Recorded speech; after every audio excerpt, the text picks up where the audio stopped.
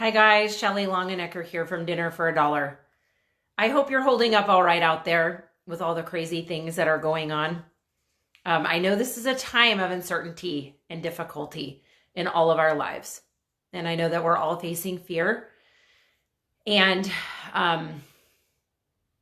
just a lot of fear and uncertainty as we think about our future, as we think about our families, our health, our elders, our economy. There's a lot on our mind.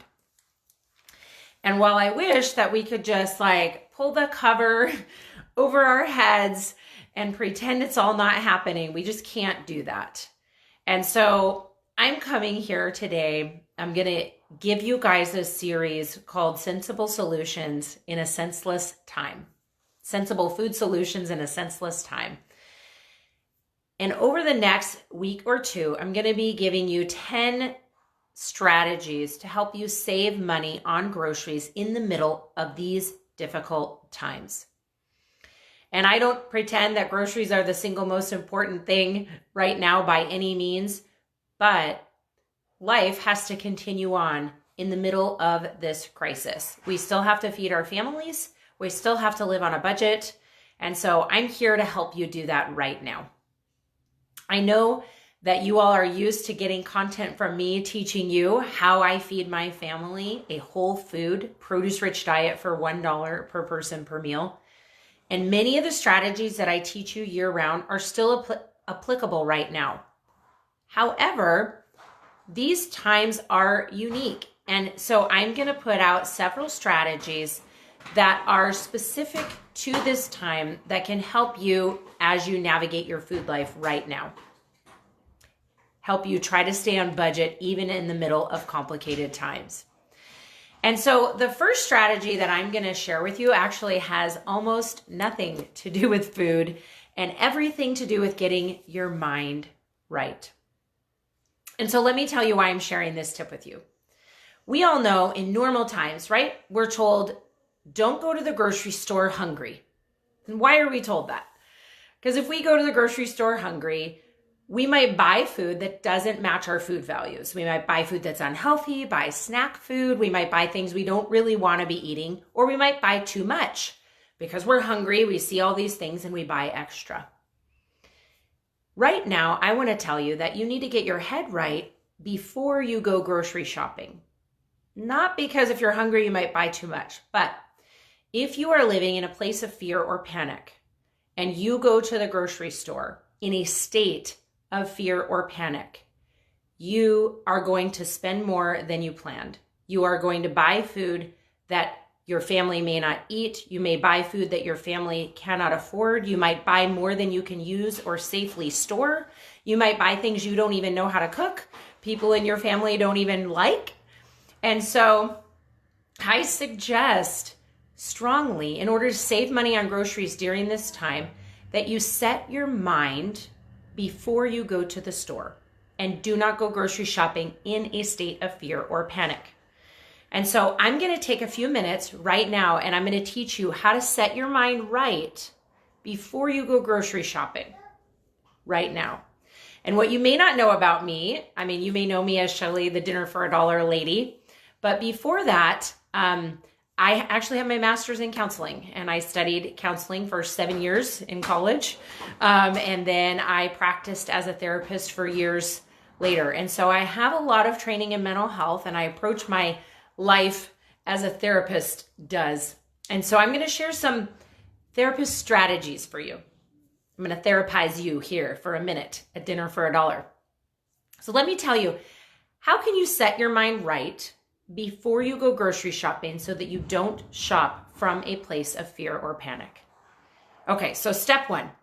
The first thing you need to do is you need to shut off social media and news for a couple of hours before you go shopping. Right? I think all of us can recognize, at least all of the friends that I'm personally and intimately communicating with right now, we're all recognizing that we're watching too much news and too much social media about the virus. And so what I would encourage you is a couple hours before you go shopping, shut it all off so that you're not inputting more fear, panic, hysteria into your mind than you need, okay? I'm not talking about putting your head in the sand and, having absolutely no updates. I'm just saying shut it down for a couple of hours before you go shopping. Don't look at social media posts of all these empty shelves all over the country. It's going to put you in a state of fear and panic, and it will impact your shopping. Okay, so that's step one. Shut off the negative. Okay, step two would then be, let's focus on the positive. Let's get our mind in a positive state. So how do you do that? I have several strategies for you that I'm going to walk through. I'm not going to spend a lot of time on any of them individually, but they might give you an idea of some things that you can do before you go grocery shopping to reset your mind. One thing that I love to help me reset my mind is humor. Many of you know that I fought cancer this last year, and I swear I fought it with God, my family, my faith, and funnies. I laughed and laughed. I laughed more this year while I had cancer than I have in my entire life put together. Such a great coping strategy. This week I was feeling a little bit stressed, and I sat down for 15 minutes and took pictures of myself. For 15 minutes, I tried to take the ugliest pictures of myself I could possibly take. I was laughing so hard. I was almost like crying. I was dying. It was so funny. And when I stopped taking funny pictures of myself, my mind was reset. I was like, oh, I could breathe. And I wasn't even overly fearful ahead of time, but I was tense, right? There's tension in the air.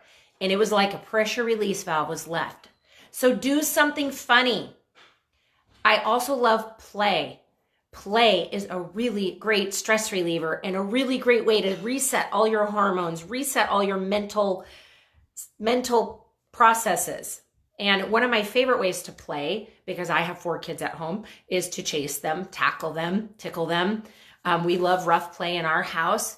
And something about rough play with your kids is a great mental reset.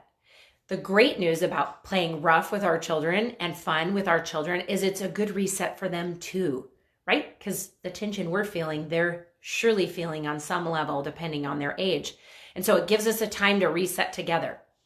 Plus everybody's bored. So hey, that gives us something to do. So play, especially with your children, is like a triple win, right? Everybody wins when we play with our kids.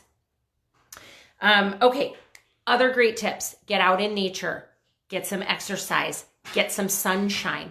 These are great things, great things to do before you go shopping to help you create a mental reset. Go outside. Breathe in the fresh air. Let the sunshine hit your face. Feel the sunshine on your skin. Be thankful for that. When you set your mind out in nature, out on a walk, out in the sunshine on positive things, it's a total reset for you. If you do that before you go shopping, as opposed to watching the news before you go shopping, I promise you, you're going to have a better shopping experience when you get to the store. Couple other things that I love to do is I love to read inspirational texts. Okay, so you may know this about me, you may not. I'm a Christian, so I read the Bible for my inspiration. And if you're a Christian and you share the same faith with me, pull out your Bible. If you're not a Christian and you don't share the same faith with me, pull out something inspirational, something timeless, some sort of a timeless teaching. Right? That's one thing that I love about the Bible. It's a timeless teaching. And what a timeless teaching will do is it will pull you above the circumstances that we're in. Transcendent, right? That's a word. Pull above. By setting your mind on something above our circumstances, it will allow you to see that what we're in right now is decidedly a difficult time. I'm not making light of the time that we're in. Just like when I was walking through cancer, that was a decidedly difficult time. But when I could focus on things above my circumstance, it helped me see the timeline of all of humanity. The coronavirus is like this tiny little blip in the fabric of mankind, in the fabric of our whole timeline. Tiny blip. When we can transcend our circumstances into something timeless, it will calm us down. It will help us realize this will pass. And when we can get ourselves into that state where this will pass, then we don't have to buy into the hysteria. Now, am I talking about not being prepared? Absolutely not. So we still need to follow updates. We still need to follow what people are telling us to do. We need to wash our hands. We need to be prepared. Those are the things we need to be doing, but we don't have to buy into hysteria. We don't have to become hysterical in our own mind and in our own mind and in our own heart. We can control our response to this situation.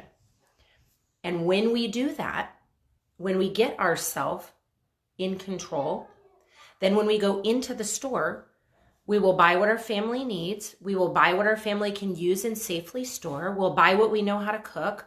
We'll buy what our family likes instead of just ravaging sources and ending up with stuff we cannot afford. The last thing I want to suggest, and this is like literally so therapist-y. So you can, I'm going to definitely put on my therapist hat with this last strategy of getting our mind right before we go shopping. Journaling. Journaling is a powerful source. And let me tell you why. Actually, let me tell you how I would recommend you do it, and then I'll tell you why. I recommend that you take 15 minutes and journal out all of your fears. Write them all down. Set a timer, pull out a notebook. Okay, wait, let me start over. Pull out a notebook and a pen, set a timer, and then journal all of your negative thoughts and feelings for 15 minutes.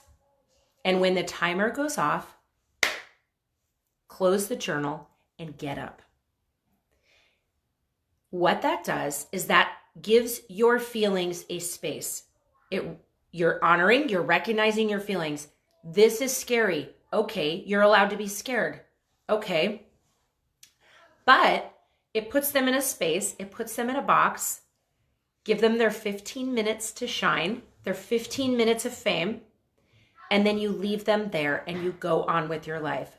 By doing that, what that will help you do is it will give your mind the freedom to let that out. But then when you start to feel that fear again, what you can say is, oh, it's not time to do that right now. You can tell your mind, thank you for telling me to be afraid. You sent a warning. And then you just say, oh, it's not time for me to do that. It's not time for me to be afraid right now. I'm going to be afraid at 4 o'clock. At 4 o'clock, I'm pulling out my journal and I'm writing out all of my fears. I don't have to worry about them right now. At 4 o'clock, I'm going to worry about them. And so that allows you to have feelings, but it doesn't let your feelings control your life, which is what we're going for right now, right? You're allowed to be afraid, but let's not let it control our lives. Let's not let it put us in a place of fear and hysteria so that when we go to the store, we can go calmly. We can go and shop within our budget, buy the food our family wants, buy the food our family uses, buy the food we know how to cook, and stay on budget while we're doing it.